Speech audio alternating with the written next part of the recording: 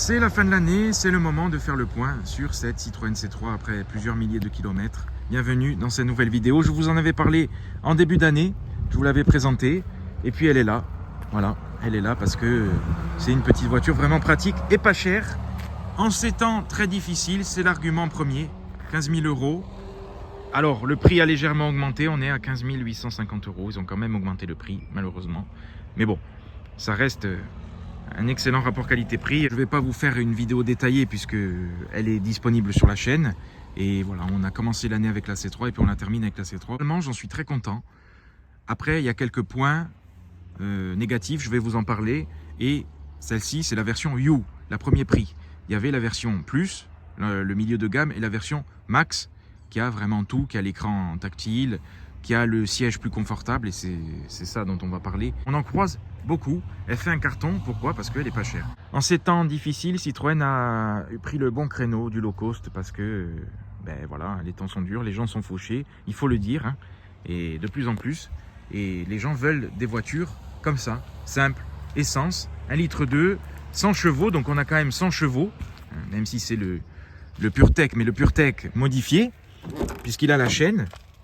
Et je retiendrai, puisqu'on fait le bilan, je retiendrai la sonorité, la belle sonorité de ce petit 3 cylindres qui fait assez sportif, qui est pas trop aigu.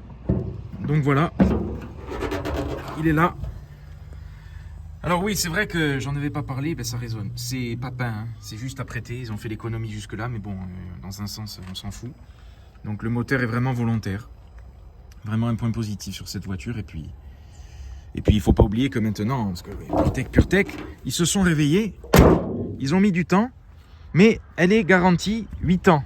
Si vous avez un problème de courroie ou de chaîne, la voiture est garantie. Quand vous achetez une occasion, il n'y a plus à avoir peur du PureTech, puisque voilà, elle est garantie 8 ans si vous respectez les intervalles d'entretien.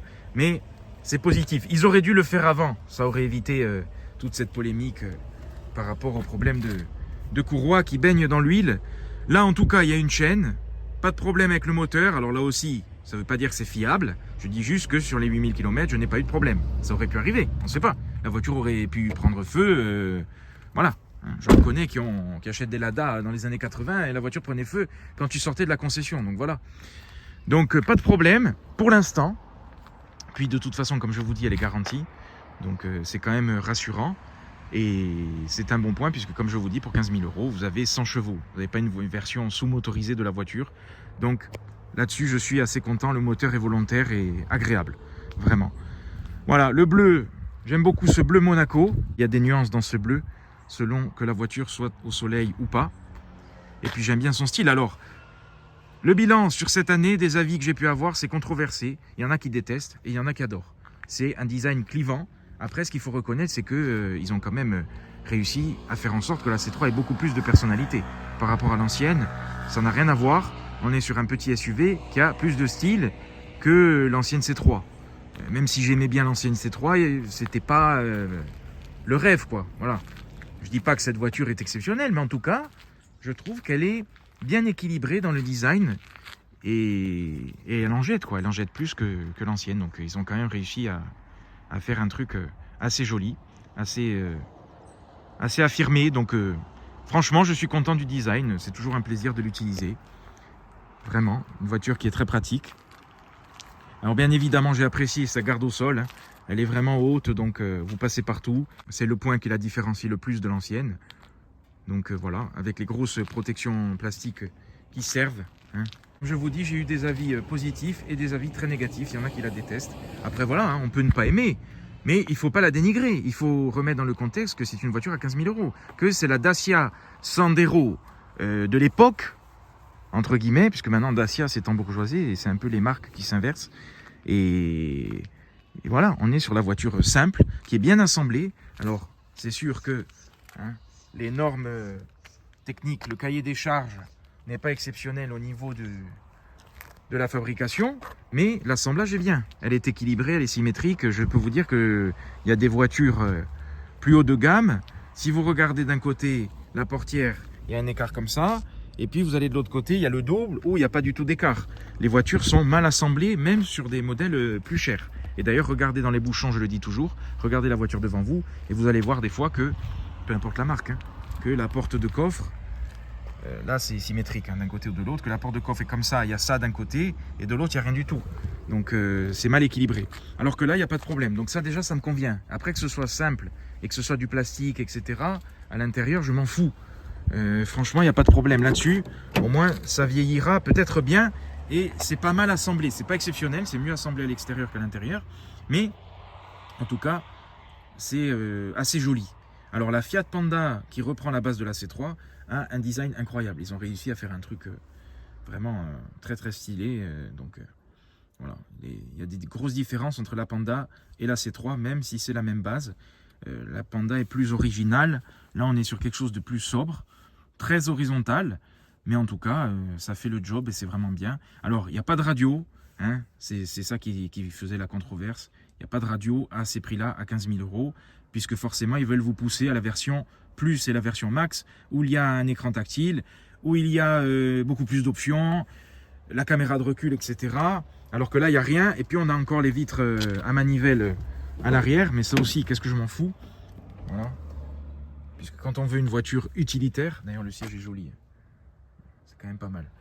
Quand on veut une voiture simple, utilitaire, qui remplit sa fonction, elle fait le boulot et c'est vraiment bien et elle est super agréable.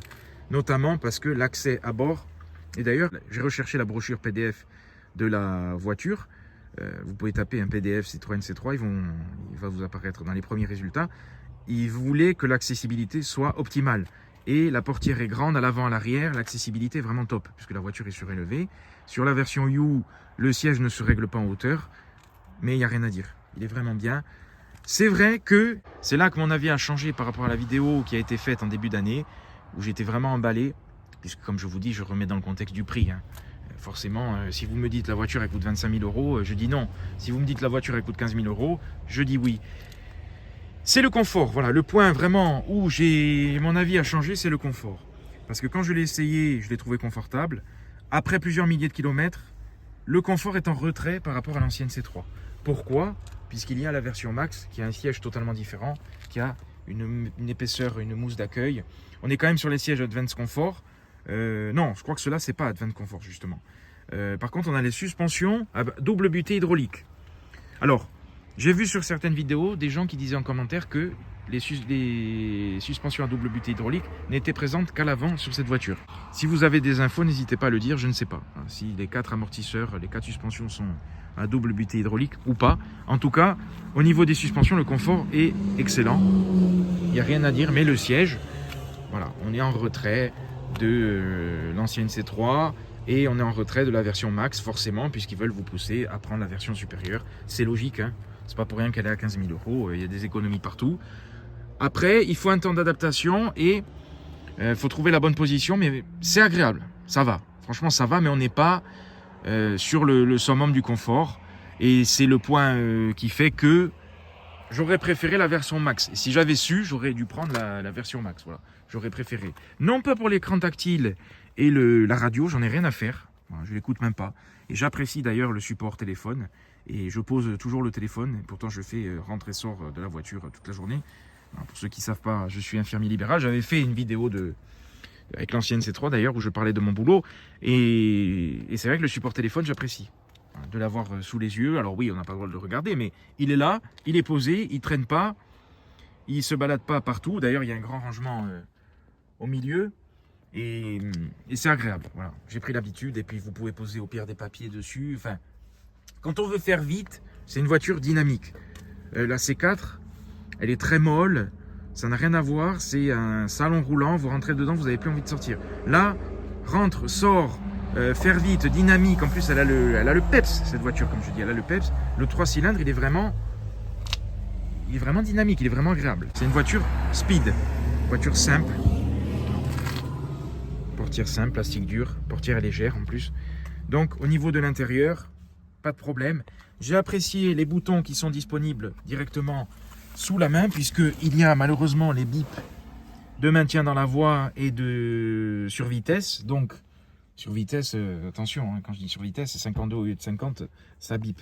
Donc, c'est bien d'avoir les boutons et quand je rentre, je désactive de suite. D'ailleurs, j'ai pris l'habitude, j'appuie sur les deux boutons en même temps puisque le maintien dans la voie et l'alerte de survitesse, vous restez appuyé 3 ou 5 secondes, je sais plus, enfin 3 secondes je crois. Donc j'appuie sur les deux en même temps et comme ça c'est fait. Et le start-stop qui est là aussi, donc c'est bien. Sinon, je passe au grand angle, c'est toujours mieux pour parler de l'intérieur. Sinon, rien à dire, vraiment c'est super agréable. Une voiture pour le prix, comme je dis, qui est top. Alors oui, sur cette version, il y a la clé à l'ancienne. On va démarrer d'ailleurs, pied sur l'embrayage.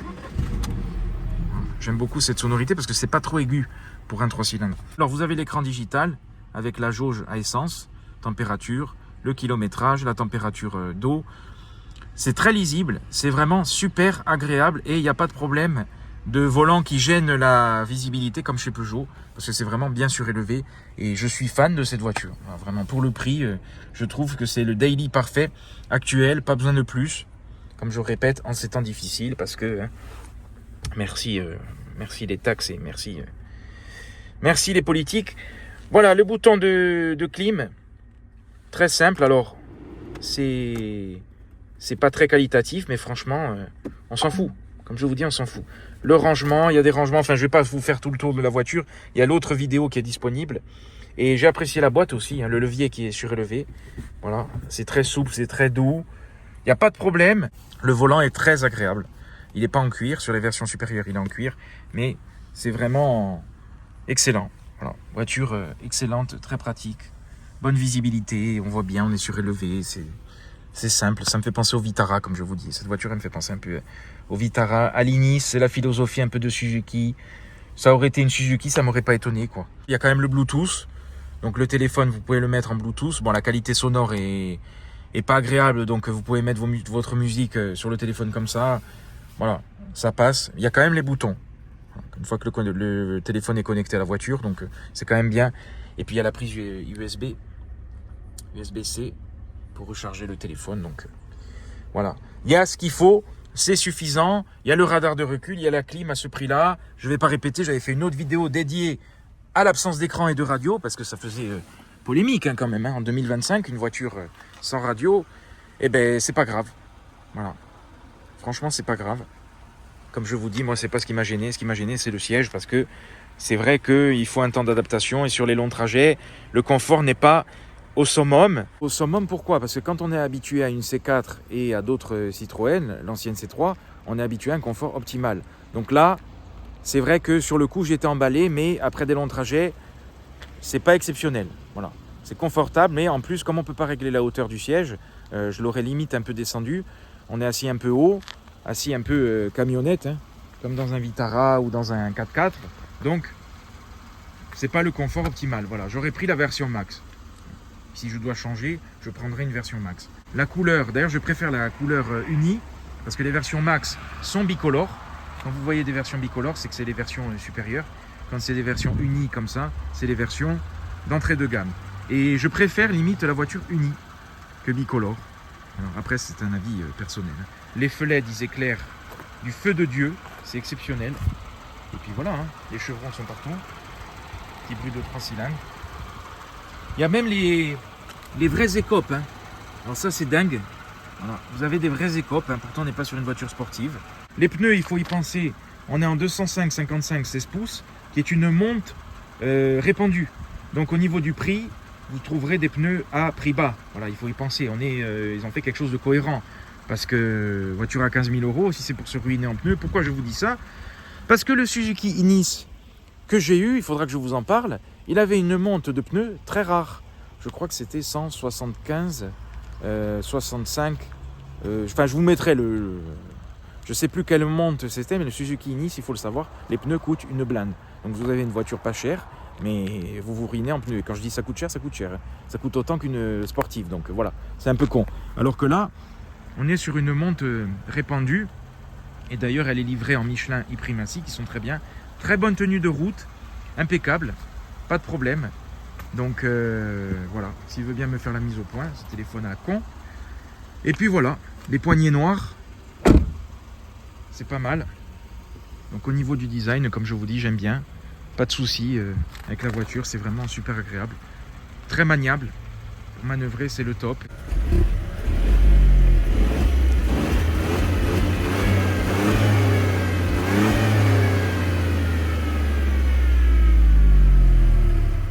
Alors on n'est pas sur une sportive, mais c'est vrai que le 3 cylindres, il a toujours ce petit côté sportif. Et là, il n'est pas aigu comme sur une C1, le moteur 1 litre ou quoi. 1 litre 2, voilà. C'est pas mal. Vraiment, je suis très très content de cette voiture. C'est un bilan vraiment positif. Sauf, comme je vous dis, le point du confort qui est en retrait par rapport à l'ancienne C3 parce que c'est la version d'entrée de gamme. Et si vous voulez vraiment du confort, il faudra passer sur la version supérieure parce que le siège est différent. C'est tout. Alors, tout est en plastique, mais il n'y a pas de bruit parasite. J'aime beaucoup les Komodo qui ont changé. C'est fini les Komodo, le gros Komodo de régulateur de vitesse de PSA. Les Komodo font qualité. Sur la Clio 4 RS que j'avais, c'était beaucoup moins qualitatif. Moi, comme je dis, j'aime toutes les voitures, je les considère toutes. Et je peux vous dire que celle-là, elle n'est pas en retrait d'autre chose. Je dis pas que c'est pas du low cost, c'est clair, on est dans du low cost. Ça fait moins, la présentation est moins qualitative que l'ancienne C3 qui était déjà du low cost. En fait, ça fait plus chic, mais c'est plus cheap. Donc voilà. Après, pour l'usage principal pour un daily, une voiture comme ça, une petite voiture familiale, elle est vraiment top, sachant que le coffre est plus grand, on a 320 litres. Donc pour une petite famille, vraiment bien. Je suis content également de la conso. Elle consomme pas grand chose. Avec un plein, je fais environ 550 km. Vu ma conduite un peu dynamique, ça c'est pas mal. Donc voilà, là regardez, j'ai déjà fait 317 km, je suis à la moitié du plein. Et il me reste 219, donc voilà.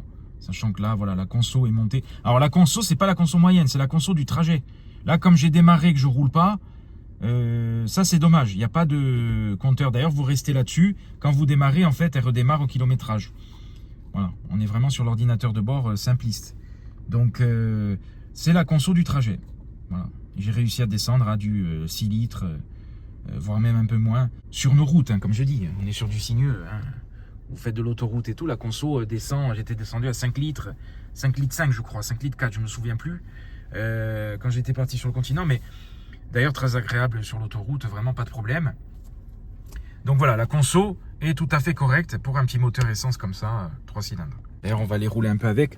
Pour un moteur qui a subi le downsizing, franchement rien à dire. Voilà. Donc dommage qu'il n'y ait pas l'heure quand même, il manque l'heure. Ça c'est vrai. Mais bon. Comme je vous dis, à conduire, c'est super agréable.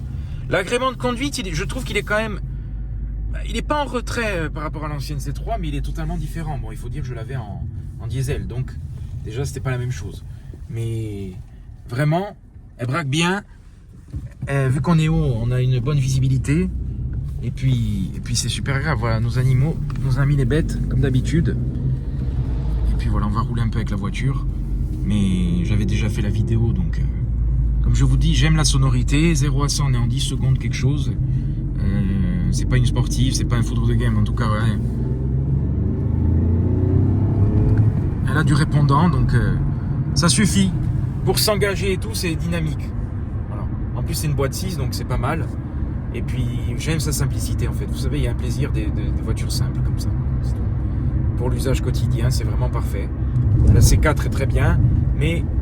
c'est plus un salon roulant, c'est pas pareil. Celle-là, elle est plus dynamique, elle est plus petite, donc pour se garer en ville et tout, franchement, je rentre dans certaines places, même si je manœuvre pas mal, alors qu'avec la C4, pas du tout.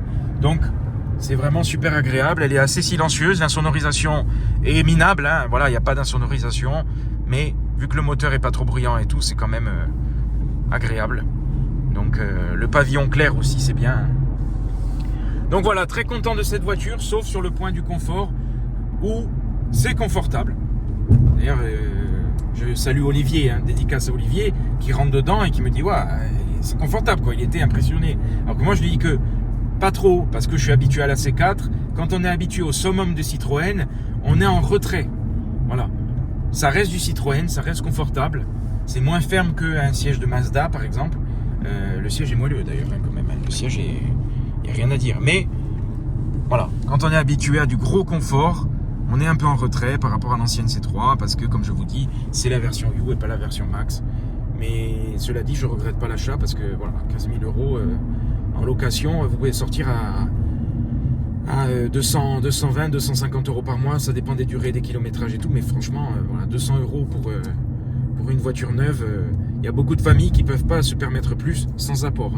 Donc c'est pour ça que quand on est dans le contexte de l'économie, Bravo Citroën, parce que d'ailleurs elle se vend comme des petits pains, parce que les gens veulent des petits moteurs essence simples comme ça, pas forcément de l'électrique qui est beaucoup plus cher, et c'est super agréable. Voilà, petite citadine polyvalente pour une petite famille, c'est vraiment bien. Il y a eu 2 rappels sur la voiture. Alors la voiture, c'est les premières qui sortent des usines, et puis bon, la fiabilité, comme je dis. Comme dirait Fred de chez Martinette, que je salue, qu'est-ce qui est fiable aujourd'hui, parce que les gens massacrent certaines marques, enfin les médias aussi, massacrent qui ils veulent. Donc ça me fait bien rire. Et il y a eu 2 rappels, mais bon, voilà, de toute façon, c'est pris en charge, etc. Sur la barre anti-roulis à resserrer, et le tuyau d'essence, le réservoir à vérifier, tuyau d'essence, risque de fuite, mais c'est tout, rien de spécial. Donc comme je vous dis, garantie 8 ans.